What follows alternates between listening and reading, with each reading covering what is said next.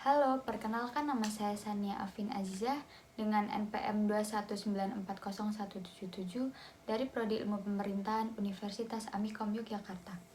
Pada kesempatan kali ini saya akan membahas tentang inovasi pemerintahan daerah untuk meminimalisir dampak pandemi COVID di kota Yogyakarta. Nah, pasti kalian udah nggak asing ya sama COVID-19 ini. Jadi, apa itu COVID-19? COVID-19 adalah penyakit menular yang disebabkan oleh coronavirus. Lalu, apa penyebab COVID-19? Sampai saat ini belum diketahui penyebabnya, tetapi diketahui virus ini disebabkan oleh hewan dan mampu menjangkit dari satu spesies ke spesies lainnya, termasuk manusia. Awalnya, virus corona berasal dari kota Wuhan di Cina dan muncul pada Desember 2019. Penderita COVID-19 dapat mengalami demam, batuk kering, dan kesulitan bernafas. Nah, apa itu pandemi COVID-19? Pandemi COVID-19 adalah peristiwa menyebarnya penyakit coronavirus 2019 atau biasa disingkat sebagai COVID-19 di seluruh negara. Karena pandemi ini, gangguan sosioekonomi global, penundaan atau pembatalan acara olahraga dan budaya bisa terjadi, bahkan sampai menimbulkan panic buying. Tidak hanya itu saja, pandemi juga mengakibatkan timbulnya teori konspirasi tentang virus corona yang telah menyebar dan telah terjadi rasisme terhadap orang Tiongkok dan orang-orang Asia Timur atau Asia Tenggara lainnya. Pandemi COVID-19 juga berdampak kepada kota Yogyakarta, terutama pada bidang pangan. Dan pemerintah daerah Yogyakarta dengan cepat membuat inovasi untuk meminimalisir dampak pandemi COVID terhadap kota Yogyakarta. Nah, apa saja sih inovasi yang dibuat oleh pemerintah daerah kota Yogyakarta? Mari kita simak video penjelasan berikut ini. Yang pertama, pemerintah Yogyakarta membuat inovasi dalam bidang produksi. Sebagai lembaga yang bertugas dalam menjaga ketahanan pangan di Provinsi Daerah Istimewa Yogyakarta, Dinas Pertanian dan Ketahanan Pangan Provinsi Daerah Istimewa Yogyakarta pada bulan Juli 2020 memastikan bahwa ketersediaan bahan pangan di masyarakat telah tercukupi dengan baik. Telah dilakukan pendataan terhadap persediaan 11 jenis bahan kebutuhan pokok seperti beras, gula pasir, minyak, dan telur, baik yang dijual di toko, pasar, maupun distributor. Rata-rata semua komoditas dalam kondisi mencukupi. Pendataan tersebut dilakukan secara kontinu untuk memastikan bahwa produk bahan pangan selalu tercukupi bagi kebutuhan masyarakat. Provinsi Daerah Istimewa Yogyakarta di masa pandemi ini telah memiliki cadangan pangan berupa beras yang disuplai atau disediakan oleh Perusahaan Umum Badan Urusan Logistik Perum Bulog. Beras cadangan pangan tersebut dapat dikeluarkan sewaktu-waktu apabila terjadi kekurangan pangan, gejolak harga pangan, bencana alam atau sosial, atau keadaan darurat sesuai dengan mekanisme yang telah diatur dalam Pergub Daerah Istimewa Yogyakarta Nomor 115 Tahun 2018 tentang pedoman penyelenggaraan cadangan pangan pemerintahan daerah. Selain menjaga dan menambah cadangan pangan di Provinsi Daerah Istimewa Yogyakarta, inovasi untuk menjaga agar proses produksi bahan pangan tetap berlangsung dan mencukupi kebutuhan daerah, maka dilakukan inovasi seperti lumbung mataraman. Lumbung mataraman bukanlah bangunan fisik, tetapi lumbung pangan hidup yang berbasis dari rumah tangga dan dalam pengembangannya diharapkan menjadi lumbung pangan desa yang dapat mendukung ketahanan pangan, kemandirian pangan, dan kedaulatan pangan di wilayah. Melalui kelompok tani, pemanfaatan lahan pekarangan rumah terus digalakkan oleh pemerintah Kota Yogyakarta. Kini Dinas Pertanian dan Pangan Kota Yogyakarta mencoba mengembangkan lumbung mataraman pada tahun anggaran 2020 yang diperoleh dari dana keistimewaan.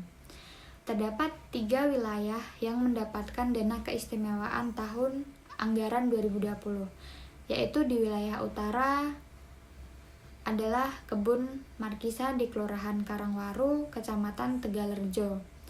Di bagian barat yaitu Kebun Pugeran di Kelurahan Suryo Diningrat, Kecamatan Matri Jeron. Dan timur yaitu Balai RW 14 Kelurahan Purbayan, Kecamatan Kota Gede. Lumbung Mataraman dilaksanakan melalui anggaran Desa Keistimewaan untuk menghidupkan kembali tradisi pertanian di Yogyakarta. Memanfaatkan lahan pekarangan rumah tangga untuk menyediakan kebutuhan pangan dengan prinsip kemandirian pangan, diverifikasi pangan berbasis sumber pangan lokal, pelestarian sumber daya genetik pangan, dan kebun bibit. Sehingga melalui lumbung Mataraman ini masyarakat, khususnya kelompok, dapat merasakan manfaat adanya bantuan hibah dari pemerintahan daerah istimewa Yogyakarta dalam memenuhi kebutuhan pangan dan gizi keluarga, hemat pengeluaran belanja, dan juga adanya peningkatan pendapatan rumah tangga di saat perekonomian negara sedang menurun akibat pandemi COVID-19 ini. Nah, inovasi yang selanjutnya adalah Rumah Pangan Lestari.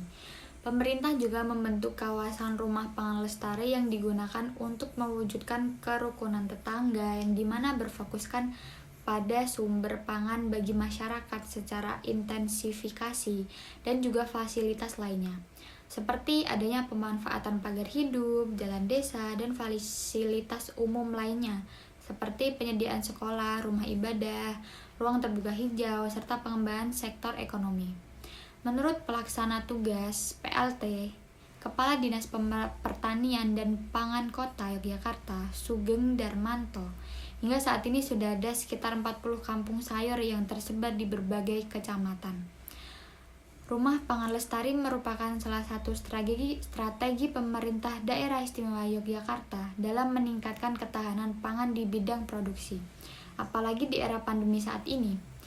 Untuk itu perlunya komitmen dan konsistensi yang tumbuh di setiap individu, sehingga ketika terjadi pergantian musim atau cuaca ekstrim, jenis tanaman sayur yang ditanam bisa disesuaikan agar tetap dapat dipanen, dan masyarakat mampu bertahan jika terjadinya krisis pangan di era pandemi yang saat ini. Yang kedua adalah inovasi dalam bidang konsumsi. Data tren produksi bahan pangan daerah istimewa Yogyakarta pada tahun 2020 menunjukkan bahwa produksi bahan pangan di era pandemi saat ini tidak mengalami perubahan yang cukup signifikan. Namun, menurut Dinas Pertanian dan Ketahanan Provinsi Daerah Istimewa Yogyakarta yang telah melakukan pemantauan kondisi stok pangan dan pola konsumsi masyarakat saat terjadi pandemi, menyebutkan bahwa terjadi penurunan tingkat konsumsi bahan pangan di masyarakat. Nah, untuk mengatasi dan menjaga stabilan ketahanan pangan masyarakat daerah istimewa Yogyakarta di era pandemi, pemerintah mengeluarkan salah satu kebijakan untuk mendorong tingkat konsumsi masyarakat selama pandemi, yaitu melalui pemberian bantuan langsung tunai, biasa disebut BLT, kepada warga miskin yang terdampak pandemi. Pemberian bantuan tersebut terbukti mampu menjaga konsumsi masyarakat lokal sehingga penurunan tingkat konsumsi sangat kecil dan dapat diatasi. Lalu yang ketiga adalah inovasi dalam bidang distribusi. Agar pangan yang disediakan mampu dikonsumsi oleh masyarakat, maka diperlukan akses atau distribusi pangan yang efisien. Akses pangan yang baik adalah apabila semua masyarakat mempunyai sumber daya yang cukup untuk mendapatkan pangan yang cukup secara kuantitatif dan kualitatif. Bidang ketersediaan dan distribusi pangan Badan Ketahanan Pangan dan Penyuluhan Daerah Istimewa Yogyakarta menyelenggarakan kegiatan sosialisasi akses pangan untuk mempermudah Gapoktan, yaitu Gabungan Kelompok Tani Subur Makmur. Provinsi Daerah Istimewa Yogyakarta telah memulai pendistribusian bahan pangan melalui pemasaran secara online. Salah satunya adalah melalui Toko Tani Indonesia. Toko Tani Indonesia telah menyediakan bahan-bahan pokok kebutuhan rumah tangga seperti beras, gula, ubi, dan sebagainya. Nah, itu tadi adalah beberapa penjelasan tentang inovasi yang dilakukan oleh pemerintah daerah Kota Yogyakarta untuk meminimalisir dampak pandemi COVID-19.